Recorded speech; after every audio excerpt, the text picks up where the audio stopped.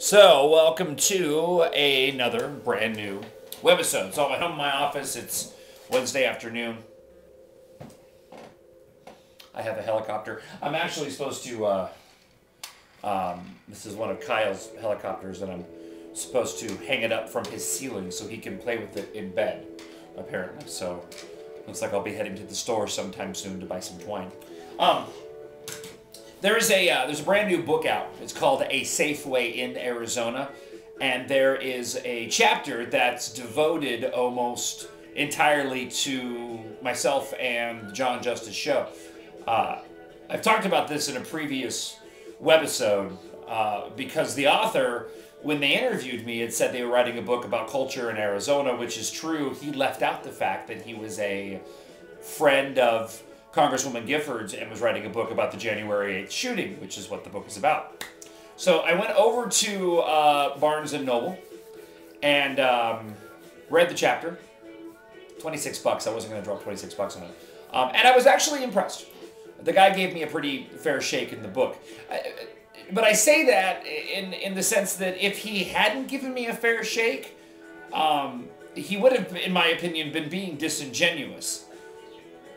Due to the fact that, I mean, you can pretty much, if you're writing an article for the news or a story or a book for that matter, you don't even really have to interview me. If you want my opinion on something and I'm talking about it on the show, you could call the show and talk to me or just listen to the show and pull quotes. When I do an interview with somebody, I'm being just as honest in that interview as I am on the air. I'm a horrible liar, and the show is my opinion. So the quotes in the book are all accurate. Now, the book's, if I hadn't mentioned this yet, is coming from a liberal slant, obviously. So I suppose that if you're a liberal reading this book, you may get a different opinion of me, or it may just substantiate the opinion that's probably bad, that you don't like me in the first place.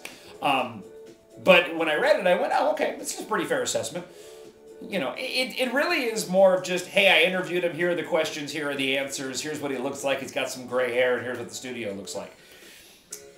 But I was surprised that there wasn't more of a slant. But as I said, as I thought about it, I'm like, well, there really can't be. I mean, the whole reason why he was interviewing me was obviously because of the prominence of my show here in Southern Arizona in Tucson and its relation to Congresswoman Giffords' shooting through Pima County Sheriff Clarence Dupnick, this call for civility and the culture in and of itself, and the narrative that came out of that event that somehow talk radio had something to do with this, or the vitriol and hate and all this rot.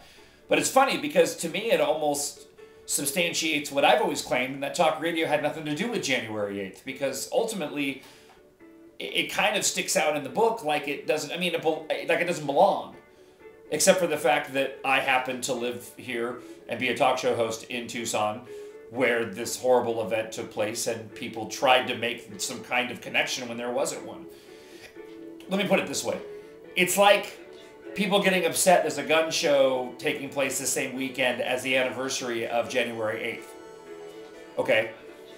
That's like saying, I'm getting upset because you're taking a taxi on January 8th because Jared Loeffner drove a taxi, or you're going shopping in the Safeway parking lot on January 8th because that's where the shooting took place. I mean, he doesn't have any direct impact upon that event in and of itself. So, I read the book at Barnes & Noble. Like I said, I wasn't going to pay the $26 for it, and I was actually, again, somewhat surprised that it was a pretty fair assessment. So, if you're in Barnes & Noble and you want to read about me, actually, you don't really have to bother. Just listen to the show. I say the same things on the show that are covered in the book. So, there you go. I landed in a book that I'm not going to buy. I'm going to get back to work. So, thanks for watching. Big news coming up. Hopefully beginning of next week, I should be able to clue you in on, a pretty cool announcement. So, there, I'll leave you with that. Thanks for watching. Bye.